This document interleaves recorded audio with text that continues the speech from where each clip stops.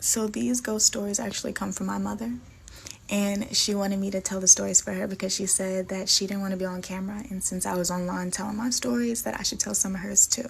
So my mom has been through a lot of crazy stuff, right? But one of the craziest stories is one of the apartments where we were staying in, and she seen like a little boy running back and forth between like the bedroom and in the bathroom, right? And she thought it was my brother, but it turns out it was like a little ghost boy or whatever, right? He didn't do too much. He just, we all kind of saw him running back and forth in there. He scared the shit out of us.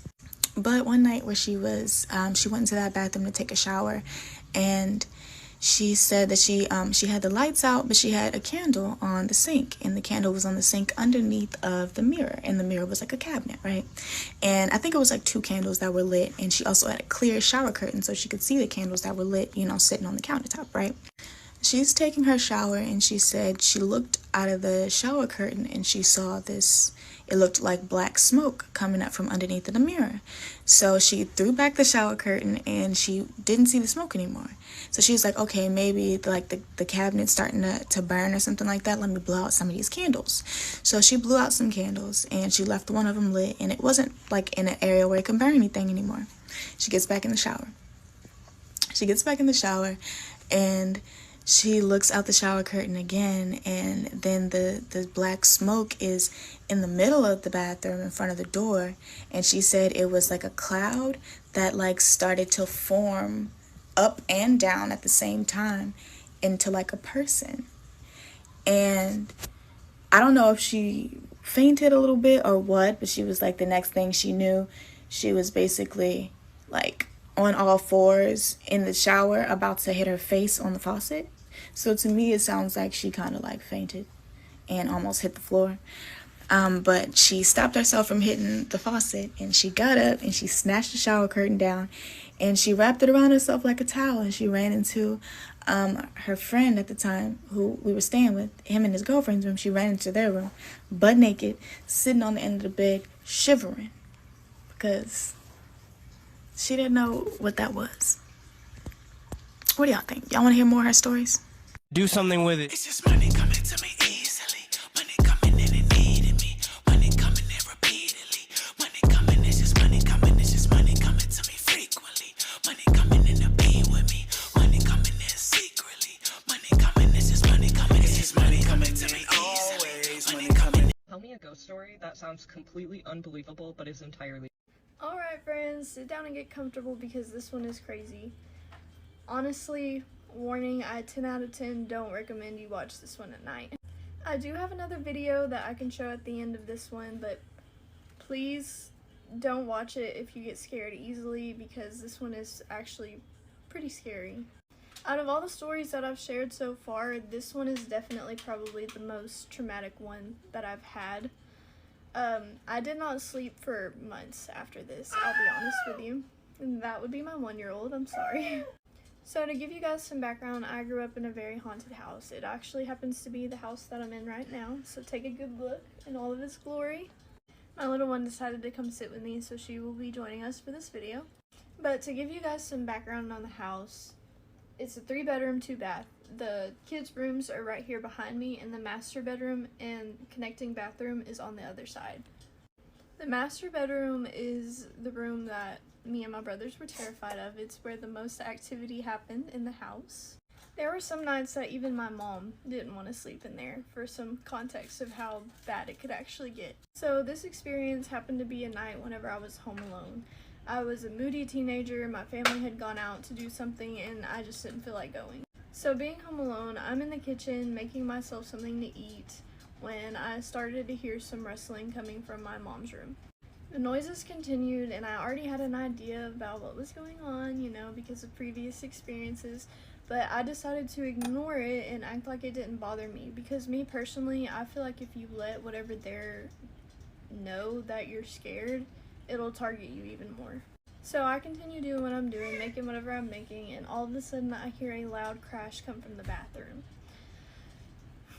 And it's important for me to add this, whenever I was younger, I was trying to build a YouTube channel based off the paranormal. I was always very interested in ghosts and all the spooky things. So my first thought was, well, if it's gonna be taunting me like this, I'm gonna try to catch it on camera. So I get up and I decide to go investigate first. I walk into her room. The lights are off. I turn the lights on because I'm scared. Go into the bathroom, and there is nothing on the floor that could have made that crashing noise. But the towels that were on the towel rack were swinging. So after that, I wasn't so fearless anymore, and I got my little butt back out of that room. I left the door open, the lights were back off, and I just started to record because I could still hear the noises coming from the bathroom. Now when I show y'all this video, let me give you an explanation on why I don't really seem like I'm scared or worried. Because at the time, whenever I was recording, the door to my mom's room is open, the lights are back out because I turned them out when I left the room, and I recorded for about 3 minutes, and I wasn't seeing or hearing anything at all in person. It wasn't until later, whenever I actually went back and rewatched the video, because I was telling my mom about it, that I actually saw something on the camera. And let me remind y'all, this is whenever I was a young teenager, so this is one of probably the first iPhones that came out. So the quality's not going to be great, but you'll be able to tell it's the same house in the video. I had to email myself the video, and I'm going to show it to you on my daughter's iPad, just because with a stitch on TikTok, it won't let you insert it in while you're recording, if that makes sense. But this is a screen recording off of my old Twitter, where I had posted it to begin with. Like I said, the video was originally like 3 minutes long. This is a very cropped version that just shows you what I'm trying to show you. But I'm giving you guys one more warning. Please do not watch this if you get scared easily.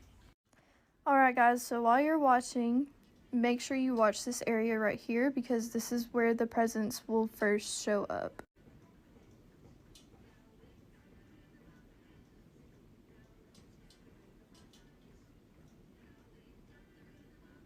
I'll just play that for y'all one more time in case you didn't get a good look. So as you can imagine, I was terrified after that. I did not want to go back into this house. I did not want to go near my mom's room. But you know, when you're underage and a teenager, you don't really have a choice. And to talk about what you see in the video,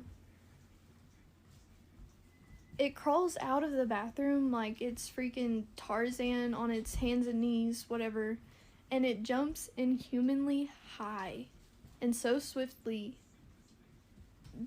I can't even fathom in my head, like, what is that? I did recently put my email in my bio, so if any of you guys have your own stories that you would like to share, or for me to share on my account, please make sure you send me those. But if you just want to hang out and hear more of my stories, that's totally fine too. I will see y'all later.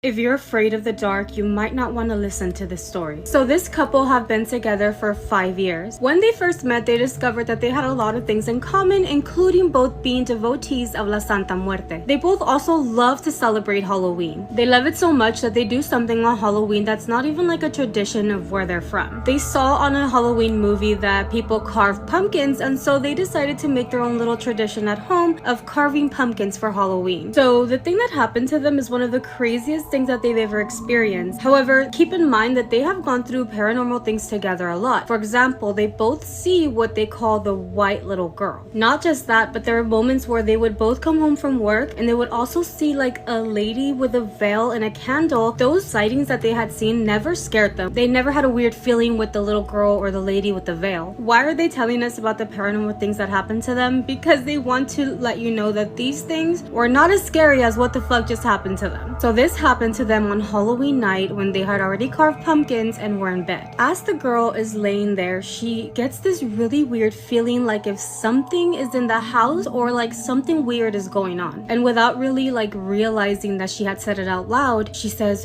"What entered? What is in here?" She says that she hears a response in her head telling her it's something bad.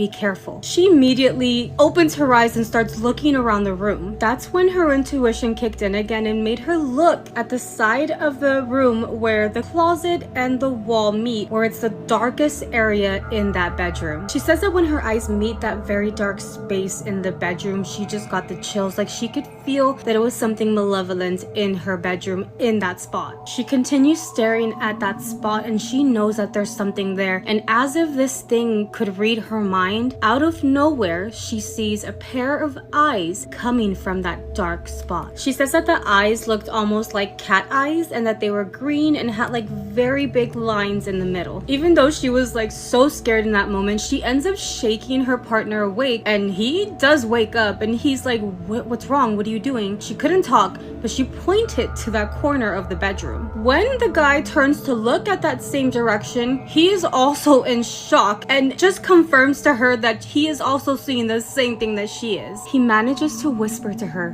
"What is that?" And she responds to him, "I don't know." He then says, "This is bad. I can feel it. This is not good." Both of them at the same time and same moment are seeing the same thing and are both equally as afraid and shocked. The scariest thing happened next. It was almost as if this thing was feeding off of their fear. In that very moment, whatever was in the corner of their bedroom closed its eyes, and that's when they both started to see how the silhouette was forming in that corner. First was the head, and then they saw the shoulders, and it was when it started forming the hands where they saw that this thing was moving its fingers like this. It was almost as if they were giving it life. The girl was like, I don't know if it was my intuition or I was like just so scared that she tells her partner, "Go and turn the lights on." He says that he wanted to get up and run to the light so fast, but when he did, it was almost like his legs betrayed him. His legs were like, "We are scared and we're not moving," because when he tried to run to the light, he falls down to the ground. His legs are not moving because of how scared he is. And she's still screaming at him, "Turn the light on, turn the light on, turn the light on." He is so determined to turn that light on, even though his legs are betraying him. He is starting to crawl all the way towards the door to where that light is. As he's crawling towards the light switch, he says that he feels his legs working again. He stands up and he turns the light on, and that is when he hears a growl coming from that corner. They say that this thing disappeared, but they heard a sound like if 1,000 crystals had just broken around them. It was horrible, and after that day, they said that they went and gathered with the people who are also devotees of La Santa Muerte, their friends, and started asking if they had ever experienced this thing. Every person that they asked, every person that they shared this story to, would never say anything about that. It was almost as if they were all terrified of also experiencing this thing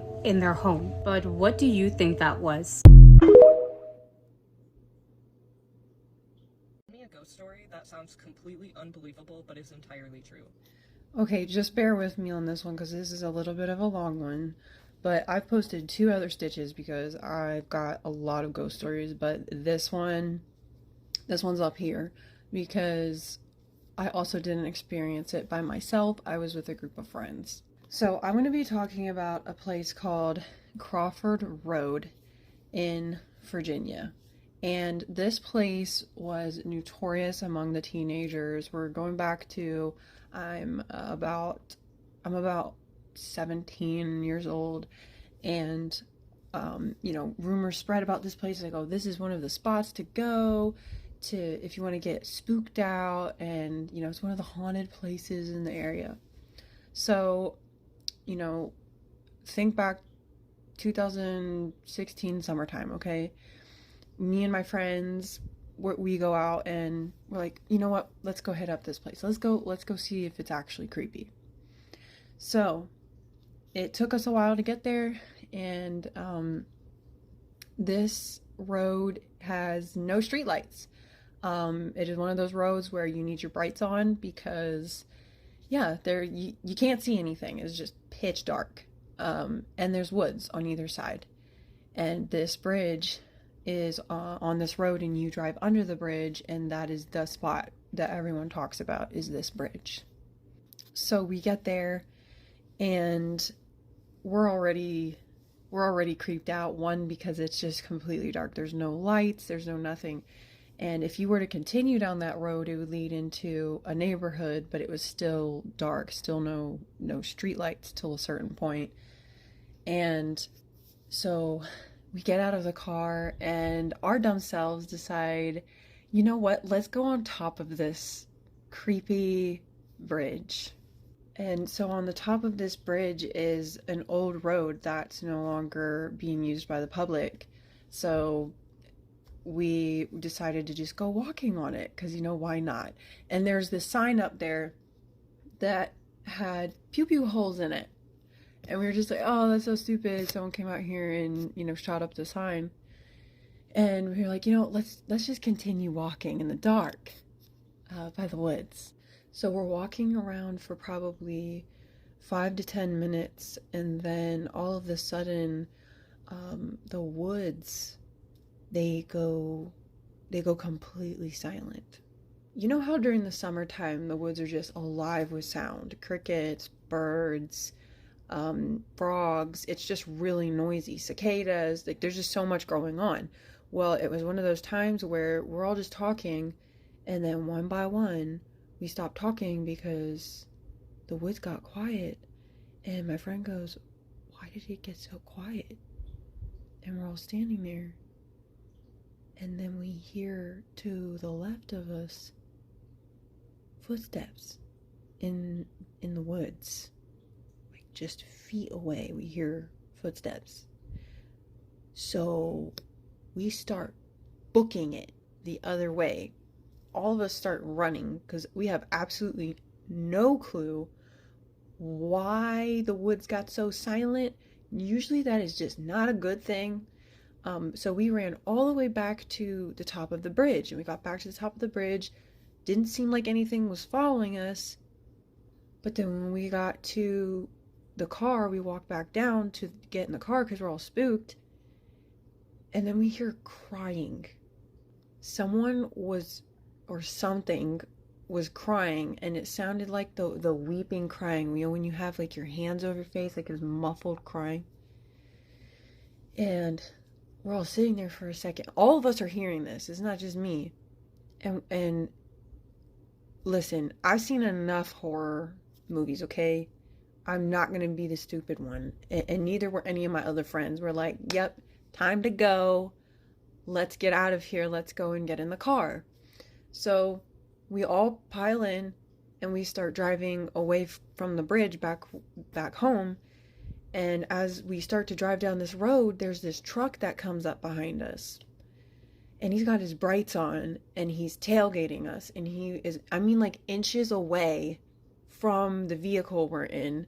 And all of us are you know, we're getting pissed off. We're like, oh my gosh, this guy's such a jerk. You know, we tried to move over and then he just moved over with us. Like, we were trying to let him around, and or her, we don't really know. And no, just being a total jerk. And then we reached the end of the road to where this the stop sign is.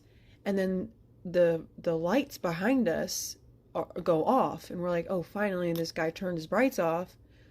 And then we turn around. I'm not driving, but me and my friends turn around, and there's no truck. There's nothing. No truck, no lights, nothing. And this is a road that is forest on either side, okay? And it's one way this way, one way that way.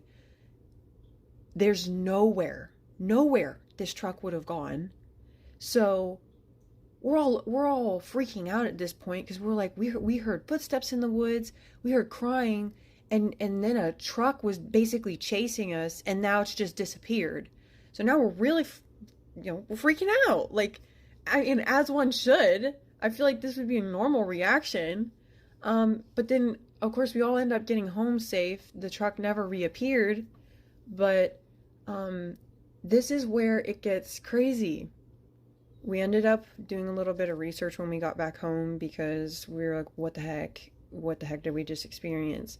Not only are we not the only ones that experienced a ghost truck, we also weren't the only ones who have heard crying.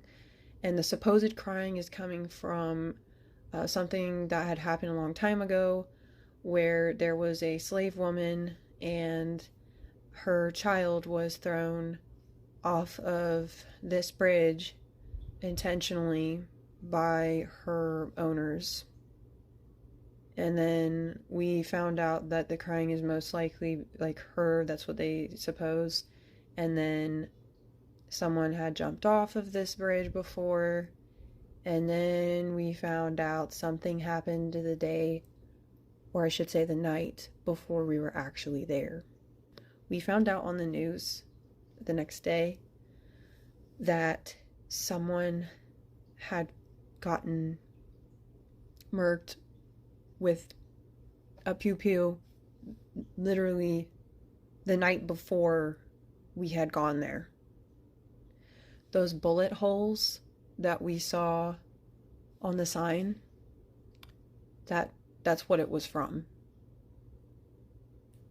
And to this day, we never went back there.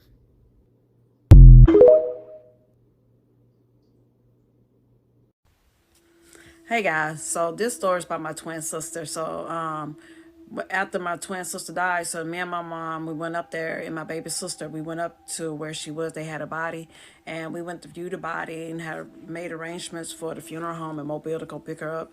And so we had to go clean our apartment out. So me and my mom knew, I told my mom I was going to raise her kids, and so we had to look for her kids' birth certificate and social security card. So me and my mom looking, and my sister, we all looking while we packing up stuff, but we couldn't find it. And I was like, we was just so emotional, we was just ready to pack the stuff up and just leave. So I told my mom, don't worry about it. I'll just go to Board of Health and get another copy of birth certificate and go to Social Security office and get another copy of their Social Security card. And I was like, let's just go. So we packed everything up, came back to my apartment in Montgomery.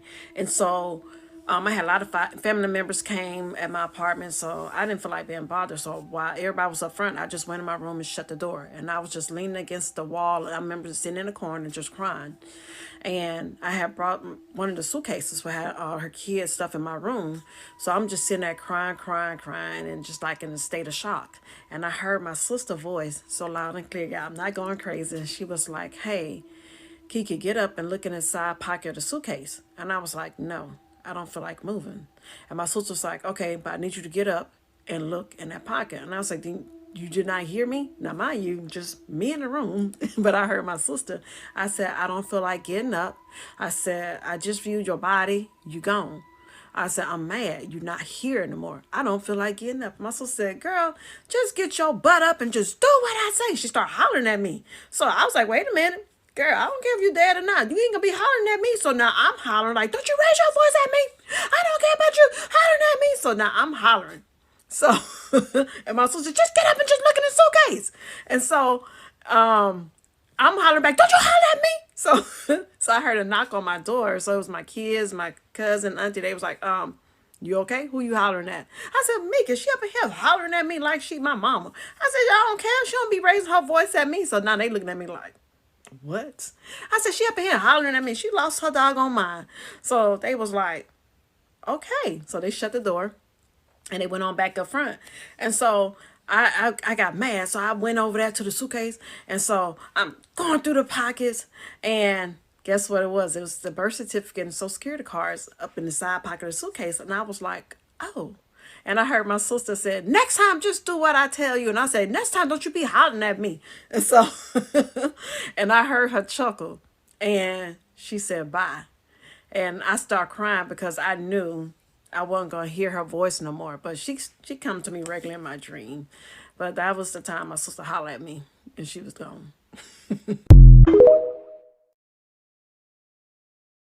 Want to get creeped out? This is the story of someone who did the 11-mile drive ritual. My favorite paranormal podcast did an episode on paranormal games. One of these games was the 11-mile drive ritual. The motivation is a wish. You know, wish upon a star, wish comes true. But this game seemed a lot darker, like you're risking something. It scared me, but I thought maybe this is just a kid's game, meant to freak teenagers out, and something to laugh about later. I'm not so sure what this game is all about now that I've experienced it myself. To explain the feeling you get when you arrive at the 11-mile road, it doesn't feel like a game. It feels as if you're about to make a sacrifice. It feels like a ritual. Now, I'll explain mile by mile what I experienced on the 11-mile drive. Mile 1. It took me about 15 to 20 minutes of feeling absolutely nothing before all of a sudden I had this overwhelming feeling that I was there. At that point, I was at a sharp turn in the middle of the woods, and I knew that when I turned that corner, that was it. The ritual would start.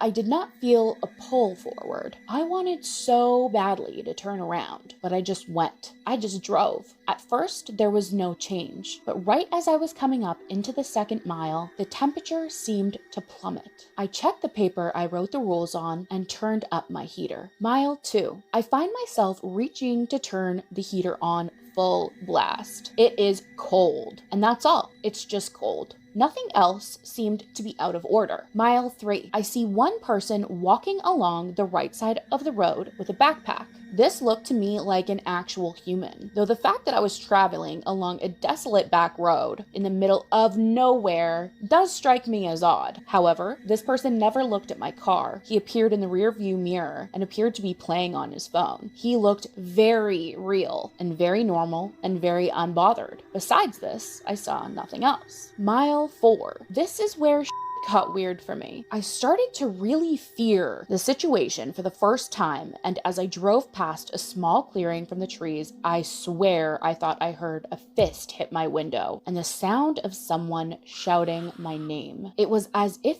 it was right outside the window. I have no explanation for this, except for in the case that my imagination was running wild at this point. Either way, I was shaking and involuntarily sped up. I considered turning around, but I just kept driving. Mile 5. Nothing crazy happened during mile 5, actually. It was during mile 5 that I was able to take a breath and calm myself down. Mile 6. Nope. I will never. My headlights shut off a total of 3 times. I slowed down, but did not stop. This road was so curvy, and it was the worst time for my headlights to fuck up. The last time they went off, I actually thought they had burned out. They must have been off for at least a minute straight. I barely saw anything, just the yellow double lines, and I went with that. I almost had to stop when I thought I could see someone standing in the middle of the road, but at the last second, my lights came on, and at that same moment, my radio started blasting an AM channel. This is said to happen, but I don't know if I possibly hit a button on my steering wheel. I forgot I wasn't supposed to turn off the radio, and I turned it off. I wonder if this affected the rest of the trip. Mile 7, nothing happens. I just drive and hear something hit my car, an acorn or something, I assume. Mile 8, nothing happens. But I'm scared shitless at this point, and I have tears in my eyes. The fear is so intense, and I feel as though I am being intently watched. It felt as if someone was right behind my ear, looking at me and waiting for something. I kept waiting to hear someone start screaming. Mile 9. My car stalls. Yep, it happened. The one thing I thought will not happen. Oh baby. I close my eyes as tight as I can, as per instruction of the rules. And I am screaming. I keep trying to start my car, and finally it starts and I take off. I don't know if anything else happened. I just start going, screaming the whole time. I didn't see anything, but I swear I heard laughing at some point. In my memory, I can't pinpoint exactly when it was that I heard the laughing. Mile 10, I'm still freaking out. I'm crying, but I don't see or hear anything. I was pretty much just trying really hard to convince myself this was all just a coincidence and random, and there was actually nothing to be afraid of. Mile 11, I see a red light, but like a literal traffic light. Still, I close my eyes because I'm honestly not sure if this counts. I keep my eyes closed until I can see the red glow behind my eyelids. I stop, and I only stop because I felt like I was supposed to. When I opened my eyes, I felt like I hadn't experienced any fear, like I hadn't heard or seen anything. I felt fine, if not great. It was so strange. I closed my eyes, made my wish, and as it wasn't a physical thing, I immediately turned my phone on and routed myself home. It's been just about 18 hours since, but I'm still waiting to see what happens. So, was it my imagination? Was it all a coincidence? I don't know. Maybe. I'll let you know if my wish comes true. Let me know what you guys thought of that one, and let me know if you want me to look into if he made any updates on this. Anyways, that's it for this one. See you next time.